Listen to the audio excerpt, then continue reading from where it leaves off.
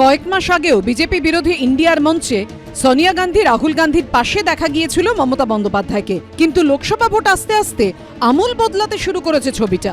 এখন কংগ্রেসকে তীব্র আক্রমণ করছেন মমতা বন্দ্যোপাধ্যায়, আর সেই মন্তব্যকে হাতিয়ার করেই কংগ্রেসকে বিঁধছেন নরেন্দ্র মোদী। কখনো বাংলায় ইন্ডিয়া জোট ভাঙার জন্য অধীর চৌধুরী, কখনো সিপিএমকে দায়ী করছে তৃণমূল। কংগ্রেসের সাথে আমাদের আন্ডারস্ট্যান্ডিং ভালো ছিল, যদি কেউ খারাপ করে থাকে তার নাম সিপিএম পার্টি। এই 6 মাসে আপনারা দেখুন কংগ্রেসের প্রদেশ নেতৃত্ব কতবার তৃণমূল কংগ্রেসকে আক্রমণ করেছে, কতবার মমতা বন্দ্যোপাধ্যায়কে আক্রমণ করেছেন, আর কতবার বিজেপি নেতাদের করেছে।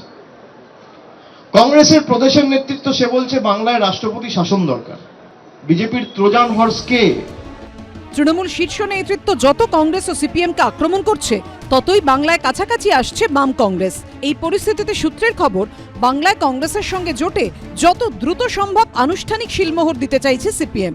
ফেব্রুয়ারির মধ্যেই জোট প্রক্রিয়া পুরোপুরি শেষ করে ফেলতে চাইছে তারা।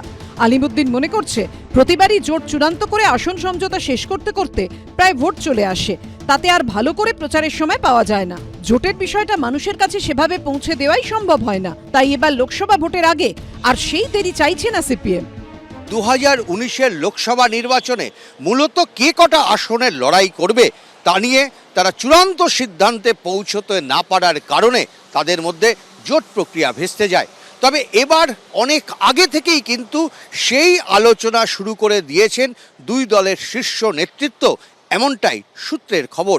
বামেদের পক্ষ থেকে মালদা এবং মুর্শিদাবাদে একটা করে আসন চাওয়া হচ্ছে কংগ্রেসের কাছে, তবে দক্ষিণবঙ্গে কোনো রকম সমস্যা নেই, এমনটাই সূত্র মারফত দাবি করা হচ্ছে। বিজেপি তৃণমূলের বাইরে আমাদের সবাইকে একজোট হতে হবে, এই প্রক্রিয়া চলছে, এই আলাপ আলোচনা হচ্ছে। কংগ্রেসের নেতারাও বলছেন যে এই মাসের মধ্যেই আলোচনাটা খানিকটা গুটিয়ে আসা উচিত। আমরাও মনে করছি উই আর অল রেডি।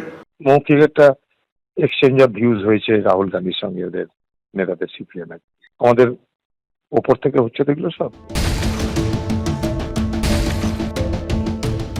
এখানে সিপিএম কংগ্রেসের সমঝোতা হবে, কেরলে সিপিএম কংগ্রেস সমঝোতা হবে না। আগেই ঘোষণা করেছে পশ্চিমবঙ্গে তৃণমূলের সঙ্গে কোনো প্রশ্নই ওঠে না, আমরাও জানি আমাদেরও কোনো প্রশ্ন ওঠে না, কিন্তু কংগ্রেস সিপিএম এর সঙ্গে যাওয়াটাই আমাদের কাছে খুব যন্ত্রণা। আমরা যারা কংগ্রেস করেছি তারা এই রক্তস্নাত বাংলা দেখেছি। গত বছর সাগরদিঘি বিধানসভা কেন্দ্রের উপনির্বাচনে তৃণমূলকে হারিয়েছিল কংগ্রেস সিপিএম জোট। যদিও পরে ধূপগুড়ির উপনির্বাচনে আবার সিপিএম কংগ্রেস জোট তৃণমূলের কাছে পর্যদস্ত হয়েছিল। এবার লোকসভা ভোটে কি হবে সেটাই দেখার। উজ্জ্বল মুখোপাধ্যায় ও রাজীব চৌধুরীর রিপোর্ট, এবিপি আনন্দ।